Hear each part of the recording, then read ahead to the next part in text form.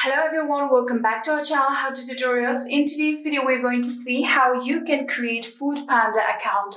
Well, it is a quite simple process, so let's dive right into it. So the first thing to do is make sure that FoodPanda is installed on your phone. And after making sure that FoodPanda is installed, you can simply just open the application. And after opening the application, here you can see this home page will open. And in here now you'll have to tap on the account button that you can see right here. So after tapping on account, here you can see there is the option of sign up or login. You can tap on it. And after doing that, here you can see there are various options. So if you want to continue with your Facebook, you can tap on this continue with Facebook and sign up your account with your Facebook. Similarly, here you can see there is the option with Google or with Apple. But if you want to continue with your email manually, you can tap on continue with email. So after doing that, here you'll have to add down your email address.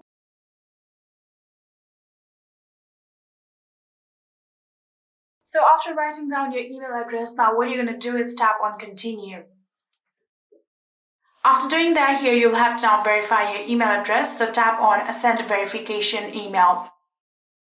After doing so, here you'll have to now check your email inbox. Here you can see it has sent me a notification, so tap on it. And just like this, here you can see there is the option of verify email address. Tap on verify email address. And just like this, here you can see there is the option of adding down your first name and your last name. So simply just add down your first name first and then add down your last name. So after doing that, here you can see there is the option of create account. Tap on it. And after doing that, here you'll have to enter your mobile number. So simply just enter your mobile number. After entering your mobile number, all you have to do is tap on continue. So after doing all that, here you can see we have now successfully created ourselves a FoodPanda account.